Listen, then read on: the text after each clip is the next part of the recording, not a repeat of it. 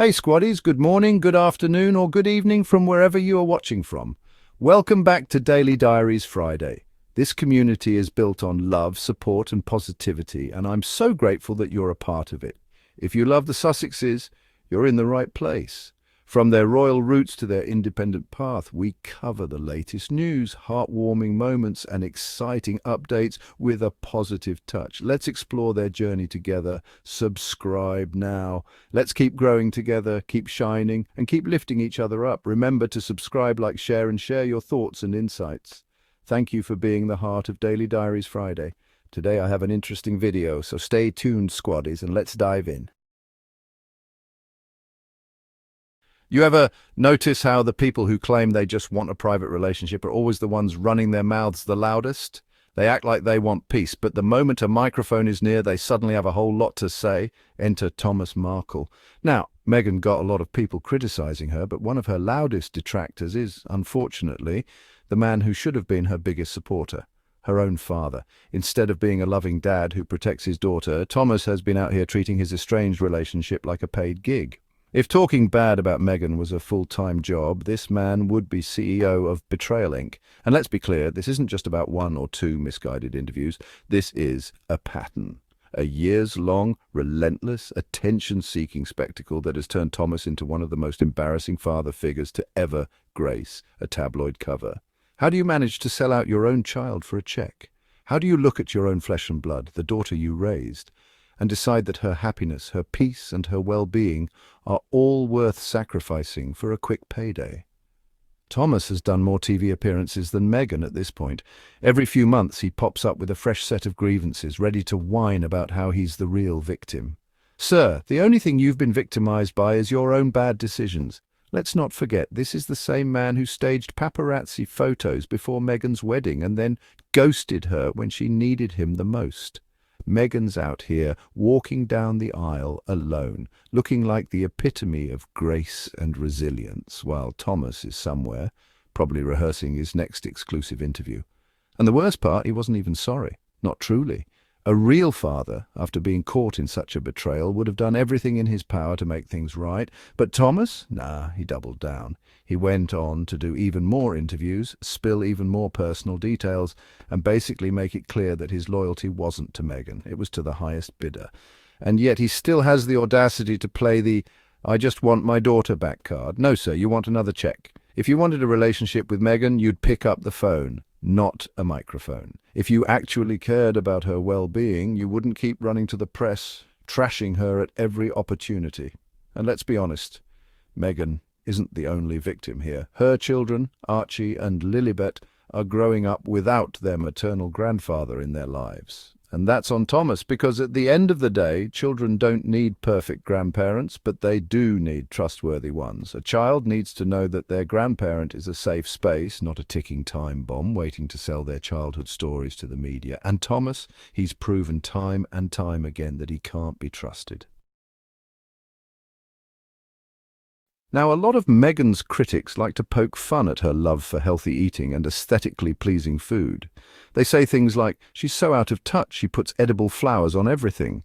Okay, but let's be honest. If Meghan ate like a regular person, they'd still have something to say. Oh no, Meghan eats fast food. She's ruining her image. Meghan's on a diet. She's obsessed with perfection. Basically, she cannot win. But let's be real. If edible flowers are the biggest complaint you have about Meghan, then she's doing pretty great. Meanwhile, her father is out here serving up nothing but bitterness and betrayal, and that is one dish no one wants to swallow. Instead of focusing on her success, he'd rather cry about how she changed after she became a duchess. First of all, people evolve. Meghan went from being a hard-working actress to a literal royal.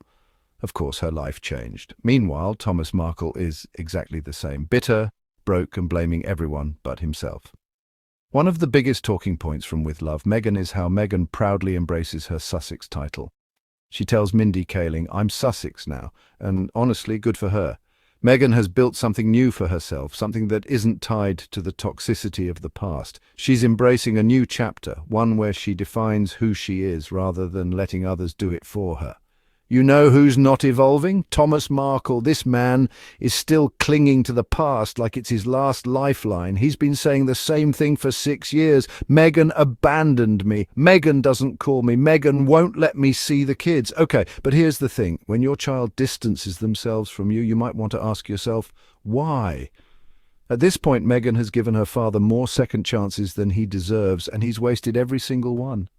Instead of being a dad, he's been a walking tabloid headline. He hasn't earned the right to complain about not being in her life. You don't get to betray your daughter for profit and then act confused when she doesn't invite you to Thanksgiving.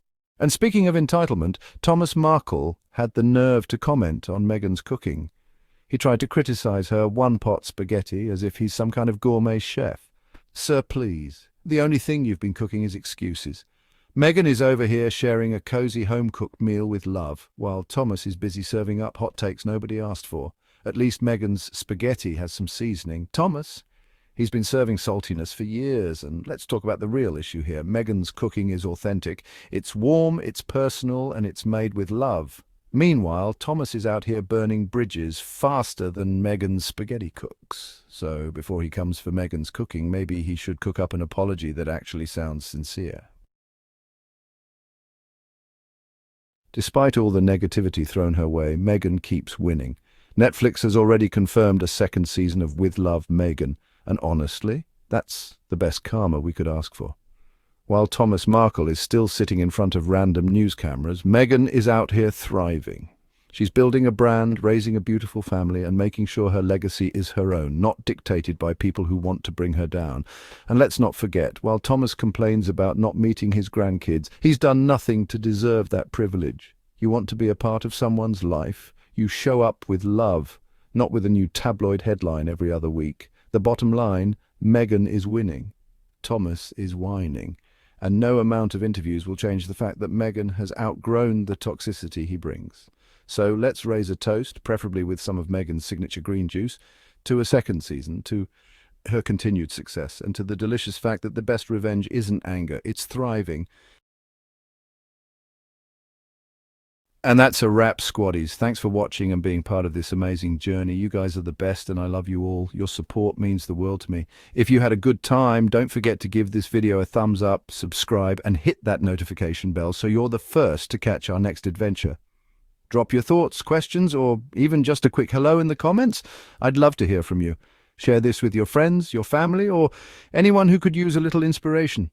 Until next time, stay awesome, stay motivated, stay safe, and keep shining. Catch you later, squaddies.